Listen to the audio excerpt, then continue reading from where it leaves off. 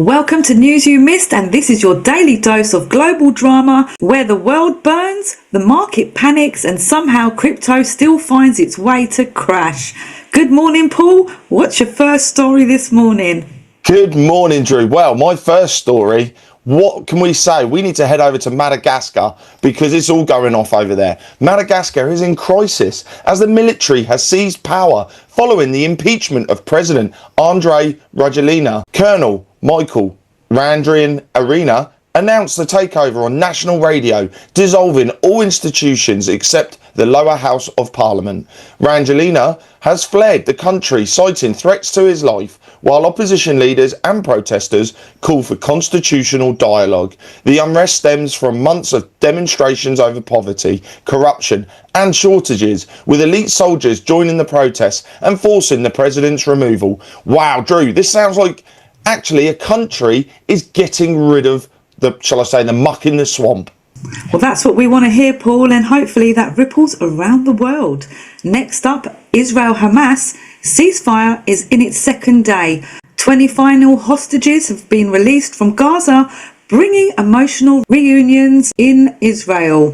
Fragile peace, any misfire could collapse it. For once, peace is trending higher than war. Enjoy it while it lasts. Well, Drew, I'm heading over to Poland because they've got some woes going on there. Poland is calling on Germany to halt its criminal investigation into the 2022 Nord Stream pipeline sabotage. Polish National Security Chief says the probe goes against NATO's interests and refuses to extradite Ukrainian suspects held in Poland. Germany claims a group of Ukrainians carried out the attack, while Russia insists it was a state operation.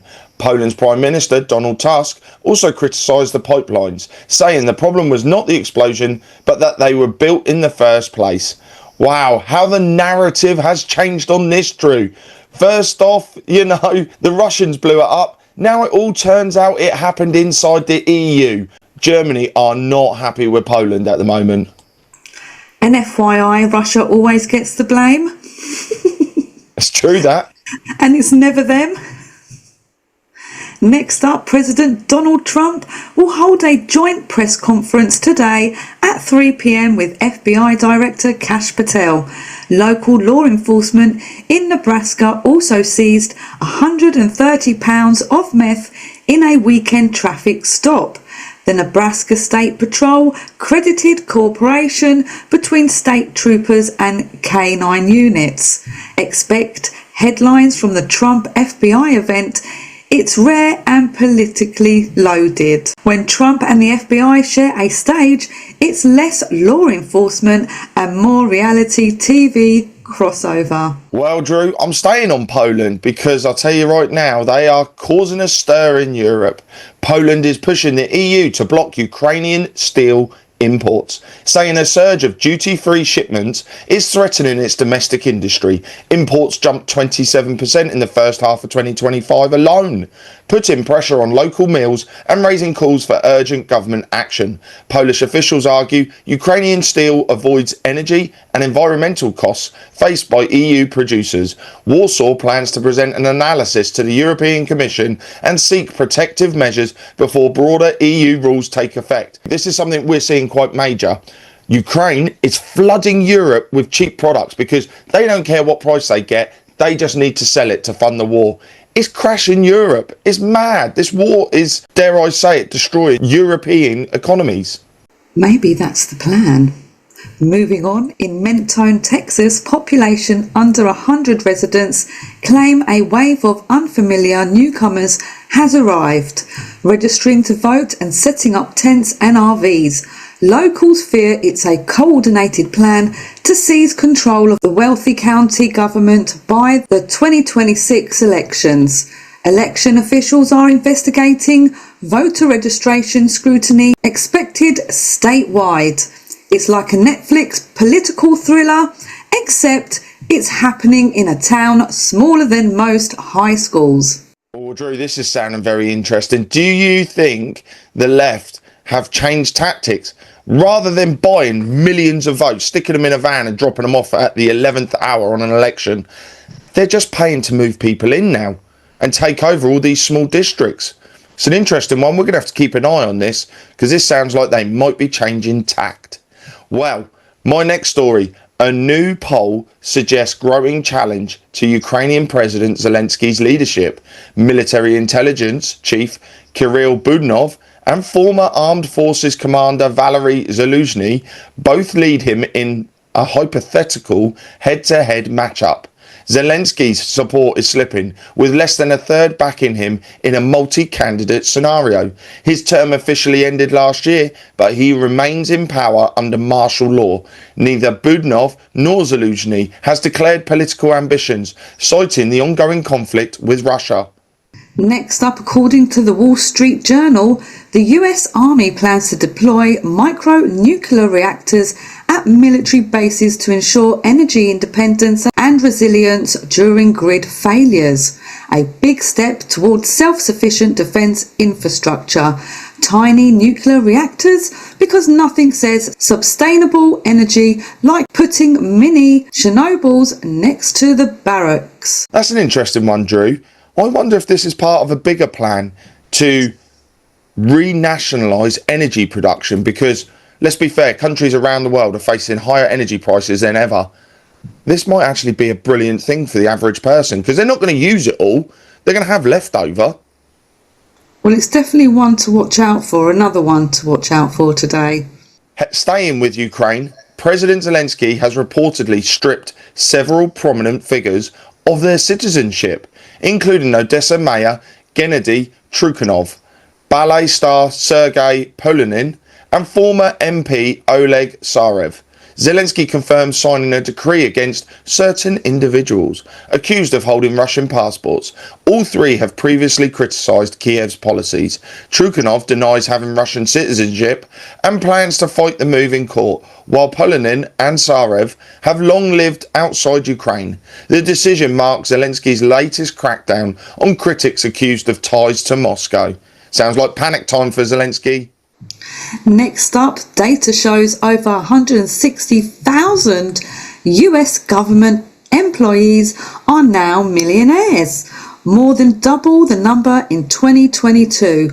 Rising DC property prices only explain part of it. Critics call it proof of political privilege. Expect backlash as workers face furloughs while their bosses stay wealthy.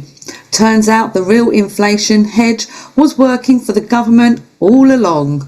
In Washington yesterday, President Trump posthumously awarded conservative activist Charlie Kirk the Presidential Medal of Freedom, America's highest civilian honour. Kirk's widow, Erica, accepted the medal at the White House Rose Garden ceremony, calling it the best birthday gift he could ever have. Trump praised Kirk as a martyr for truth and declared October the 14th his birthday, a national day of remembrance. Kirk, co-founder of Turning Point USA, was tragically killed last month while speaking at a Utah college campus. And flying to Cameroon, President Paul Biya says he'll run again after 42 years in power. Opposition groups are calling for retirement. He's calling for campaign posters. He's 92, by the way. Expect unrest and election controversy. He's not just running for office, he's running from the calendar. Wow. In a surprising move, Russia has handed over declassified Soviet-era files on the assassination of President John F. Kennedy to US Congresswoman Anna Polina Luna. The Russian ambassador delivered the 350-page report in Washington, saying many of the documents were first shared during Kennedy's 1963 funeral. Luna says a team of experts is now translating and reviewing the files, with plans to release key findings to the public. She's been pushing for full transparency in the decades-old mystery surrounding JFK's death and the role of Lee Harvey Oswald. Well, everybody, here we are. We're heading into the financial funnies. Hopefully we can entertain you, make you laugh, and understand what's going on out there in the world of finance. Drew, what's your first story? Trump dropped a 100% tariff on Chinese imports. Markets instantly went into cardiac arrest. More price hikes, more global tension, make America great again, one expensive iPhone at a time. Well, everybody, I've got a story that we need to keep a serious eye on. Big banks are getting in on the crypto craze. 10 of the world's biggest banks, including Goldman Sachs and Deutsche Bank, are testing G7 stablecoins, digital tokens tied to real currencies. Think of it as the financial equivalent of normal money, but with a blockchain twist. Regulators are sweating, bankers are sipping extra coffee, and your grandma is still trying to figure out what a Bitcoin is. Will these tokens shake up banking or just make accountants' lives more confusing? Only time and lots of spreadsheets will tell. And over to the UK, Chancellor Rachel Reeves warned taxes are going up for fiscal resilience. The FTSE climbed anyway. Apparently, rich people like discipline when it's someone else paying. Britain's new slogan, keep calm and get taxed. Japan is cracking down on crypto insider trading, and by cracking down we mean slamming the hammer so hard it might bounce off Mount Fuji. Regulators will soon penalise anyone using secret info to make a quick digital buck, and serious offenders could even face criminal charges. With nearly 12.5 million Japanese crypto holders, officials want to make the market safer and maybe stop your cousin from bragging about his totally insider Doge gains at family dinners. Next up, Gucci Chloe Lowy was fined $157 million. EU regulators fined luxury brands for fixing prices. Doesn't matter, they'll just charge more for limited remorse editions. Somewhere someone's crying into their €4,000 handbag. Good news, Britain. The IMF says the UK will be the second fastest growing G7 economy this year. The bad news, we'll also have the highest inflation because nothing says economic boom like paying more for your tea and toast.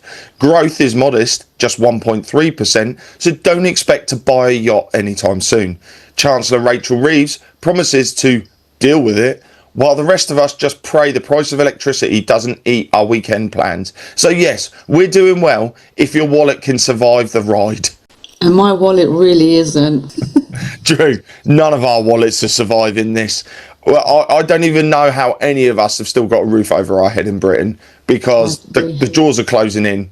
But let's wait and see. Hopefully we can get them all out and get someone new in. Over to BRICS. The BRICS club added Iran, Egypt, Indonesia, Ethiopia and the UAE. Planning to ditch the US dollar, expect new currency tensions. It's like forming an anti-dollar Avengers, but half of the heroes can't agree on a team name. And moving to Iraq, Iraq can't pass a budget, but it's buying more gold. Not great, economic gridlock looms. It's like maxing out your credit card and then buying gold bars to feel better. And in Vietnam, 6.6% growth, 7.7% wage hikes, record insurance profits. Asia's manufacturing superstar keeps rising.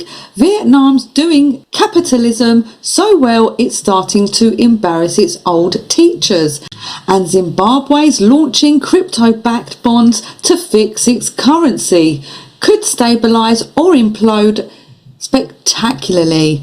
Trust me, it's backed by crypto. Famous last words. And the US hit Canadian trucks with 25% tariffs. Economic chill north of the border. Canada's too polite to retaliate and they'll just send passive-aggressive maple syrup. And lastly, after losing $20 billion last week, Bitcoin bounced to $112,000. It's a relief rally for now. Crypto is the only market where losing billions is called a healthy correction. Well, Drew, let's head over to our Hackers Corner and find out what's going on out there in the world of scams, in crypto, finance, you name it. In what might be the ultimate crypto oink, the DOJ has seized $15 billion in Bitcoin from a massive Cambodian scam nicknamed pig butchering. No, it's not a new barbecue craze. It's a scheme where scammers lured people online with fake romances and crypto promises, making up to $30 million a day. The mastermind, Chen Zi, is still at large, probably hiding behind a digital wallet somewhere. Either way, the US now has a crypto piggy bank worth billions, and it's finally in Uncle Sam's hands. And TA585 using fake captures to drop monster V2 malware.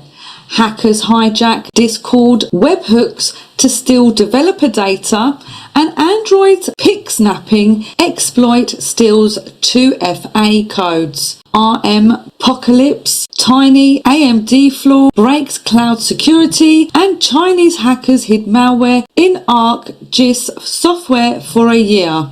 The outlook: rising cyber attacks, shrinking patience. So patch your stuff, lock your accounts, and if your password is still password 123, please just log off and think about your life choices. Until next time, keep your firewalls high, your cookies cleared, and remember, on the internet, trust no one except maybe me on Patreon. Well, everybody, that brings us to the end of the news for today on, wow, the 15th of October. It's Wednesday. Guess what? It's Insiders Club tonight. And trust me, we've got a good guest on tonight, Ishmael Perez, who's going to dive deep into everything going on out there.